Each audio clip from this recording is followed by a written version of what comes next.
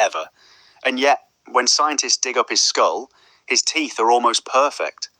Now picture you, brushing twice a day, flossing, mouthwash, biannual cleanings, and still, cavities.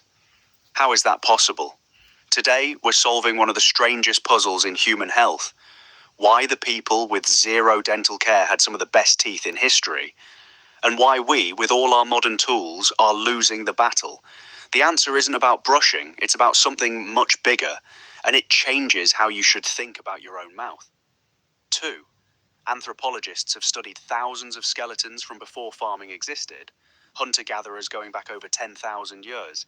The pattern is stunning. Cavity rates in these populations are often under 2%. Compare that to today, where over 90% of adults have had at least one cavity in their lifetime. That's not a small gap. That's almost a complete reversal.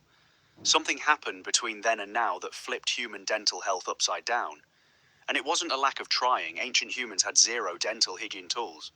So the explanation has to lie somewhere else entirely in what they were actually putting in their mouths.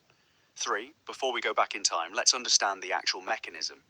Cavities aren't caused by bad luck or weak teeth. They're caused by bacteria, specifically bacteria like Streptococcus mutans, that live in your mouth and feed on sugars and starches. When they eat, they excrete acid. That acid dissolves the mineral structure of your enamel. Do this enough times, faster than your saliva can repair it, and you get a cavity. So cavities are really a math problem. How much sugar and starch are available for bacteria versus how much time your mouth gets to recover. Ancient humans, it turns out, won this math problem by accident. For most of human history, our ancestors ate what's called a hunter-gatherer diet: wild meat, fish, leafy greens, roots, nuts, and seasonal fruit. Crucially, this diet was very low in what bacteria actually crave: fermentable carbohydrates. Wild fruit was seasonal and far less sweet than today's cultivated varieties. There was no refined sugar, no flour, no soda. The bacteria in their mouths simply didn't have much fuel to turn into acid. It's not that ancient humans had magic teeth. It's that their bacteria were, in a sense, starving. Less food for bacteria meant less acid, and less acid meant fewer cavities. 5. Then, around 10,000 years ago, humans invented agriculture. This is one of the most important shifts in our species' history, and it's exactly when cavity rates start climbing in the fossil record. Farming meant grains: wheat, barley, rice, corn. These are starches, and starches break down into sugars right in your mouth. Suddenly, human diet shifted from occasional wild fruit to daily bread, porridge, and grain-based meals.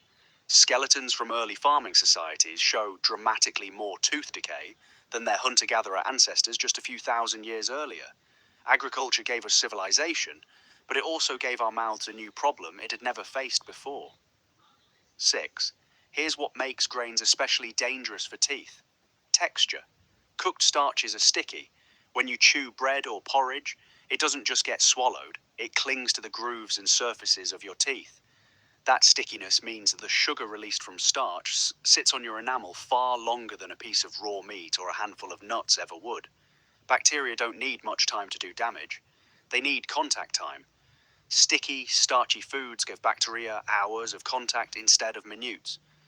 This single textural shift, more than almost anything else, explains why farming communities' teeth started to fall apart. 7. It's worth pausing on this because it surprises people. Protein and fat don't really feed cavity-causing bacteria. Streptococcus mutans and its relatives are specialists. They thrive on fermentable carbohydrates, especially sugar and cooked starch. A diet heavy in wild meat, fish, and fat, like much of the hunter-gatherer diet, simply doesn't give these bacteria the fuel they need to produce much acid. This is why some traditional Arctic populations, who historically ate diets almost entirely of meat and fish with very little plant sugar, also show remarkably low cavity rates in the historical record even without modern dental care. 8. Ancient food wasn't just different in sugar content, it was mechanically brutal: no blenders, no slow cookers, no soft bread. People chewed raw or minimally processed roots, tough dried meat, fibrous plants, and gritty foods that often contain bits of sand or stone from grinding tools. This constant heavy chewing wore teeth down flat over a lifetime. You can actually see this flattening in ancient skulls. But here's the twist, that we're also smoothed over the deep grooves and pits where bacteria love to hide. Fewer hiding spots meant fewer places for plaque to build up undisturbed, rough, hard food was accidentally self-cleaning. 9. Now let's look at what changed most recently, the last 200 years. Industrial food processing didn't just add more sugar to our diets, it changed sugar itself. Refined sugar and refined white flour are stripped of fiber and broken down into simple, highly fermentable molecules. This means bacteria don't have to work to extract sugar anymore, it's handed to them instantly, in concentrated form dozens of times a day through snacks, drinks, and processed meals. Ancient humans might eat something sweet a few times a year, seasonally. Modern humans can consume more sugar before lunch than an ancient human saw in a month. 10. Here's a fact most people don't know. It's not just how much sugar you eat, it's how often. Every time you eat or drink something sugary, your mouth's pH drops into an acidic, tooth-dissolving zone for about 20 to 30 minutes. If you sip a sugary coffee, snack on chips, drink soda, and have dessert throughout the day, your teeth might spend hours in that acidic danger zone daily. Ancient humans ate meals, not constant snacks. Their mouths spent far more time in a neutral, recovering state. Modern grazing habits, coffee here, gum there, soda all afternoon, keep our teeth under near constant acid attack.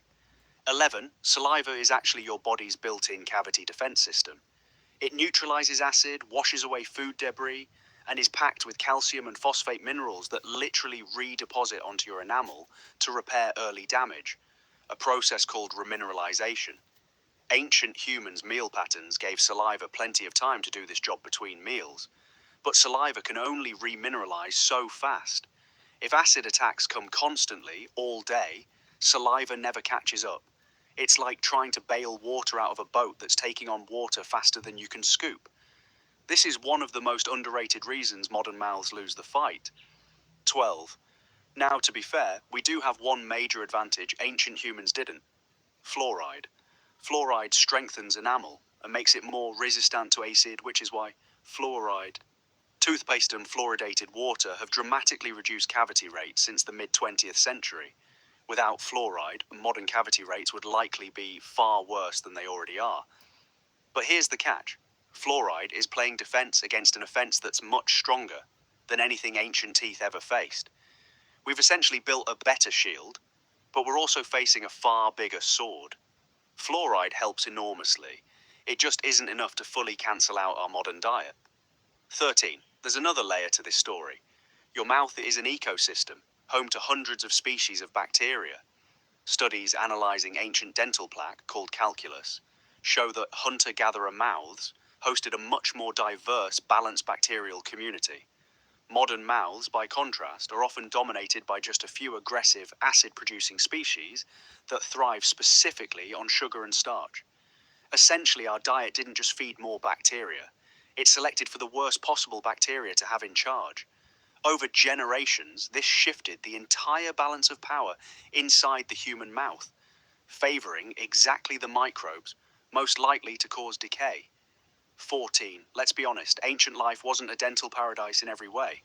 Without modern dentistry, an infected tooth could become life-threatening.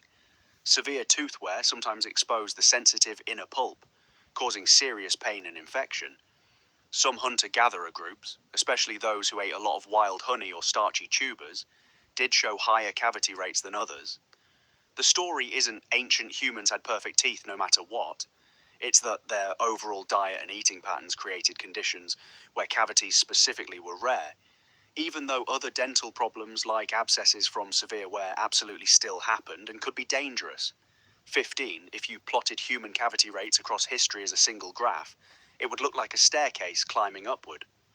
Pre-agricultural hunter-gatherers, cavity rates near the bottom, often below 2% of teeth affected. Early farming societies, a noticeable jump as grains entered the daily diet. Industrial era, starting in the 1800s, Another dramatic jump as refined sugar became cheap and widely available. Post-World War II, with the explosion of processed snack foods and soft drinks, the steepest climb of all. Each major shift in how humans produced and processed food shows up almost immediately in the teeth left behind. 16. This is why brushing and flossing, while essential, can't fully undo a modern diet. You can brush perfectly and still get cavities if you're constantly feeding bacteria sugar and starch throughout the day. Brushing removes plaque and delivers fluoride, but it doesn't change the underlying math of how much fuel your mouth's bacteria are getting, or how often they're getting it. Ancient humans won the cavity game without ever brushing, purely through diet and eating frequency. Modern humans often lose the cavity game, despite brushing, because the sheer volume and constancy of sugar exposure overwhelms even excellent oral hygiene. 17. So what's the practical takeaway? You don't need to give up modern life or eat like a caveman to protect your teeth. The real lessons are about patterns. First, reduce how often you eat sugary or starchy snacks. Fewer acid attacks per day matters more than most people think. Second, favor whole, less processed foods when you can. They're generally less sticky and less fermentable. Third, let your mouth rest between meals so saliva can do its remineralizing work. And fourth, keep using fluoride. It's a real, modern advantage worth taking full advantage of, not a replacement for good habits. 18. Let's clear up a common myth. Ancient humans did not have naturally superior teeth in some genetic sense. Modern humans and ancient humans have essentially the same tooth biology. If you took a person today and fed them a strict hunter-gatherer diet with hunter-gatherer eating patterns, their cavity risk would likely drop dramatically too. This isn't about ancient superpowers, it's about environment and behavior. That's actually the encouraging part of this whole story. Cavity risk isn't fixed by your genes or your era. It's shaped by daily choices, which means it's something you actually have real control over. 19, zoom out, and this becomes a story about more than teeth. It's a story about how fast human environments can change compared to how slowly our biology adapts. Our teeth, our saliva, our gut, and oral bacteria evolved over millions of years for a diet that barely resembles what most of us eat today. Agriculture took 10,000 years to fully unfold. Industrial food took about 200. The sugary, snack-heavy modern diet took mere decades. Our mouths simply haven't had time to catch up, which is exactly why understanding this history matters more than ever for how we eat and care for ourselves today. 20. So the next time you leave the dentist with news of another cavity, remember, it's not that your teeth are weak and it's not bad luck. It's the mismatch between ancient biology and a modern food environment built for convenience, not for your mouth's bacteria-fighting systems. The good news is that unlike our ancient ancestors, we actually understand why this happens now, which means we can work with our biology instead of against it. Small shifts in how often you eat sugar and giving your mouth time to recover can make a bigger difference than any toothbrush ever could alone. Thanks for watching.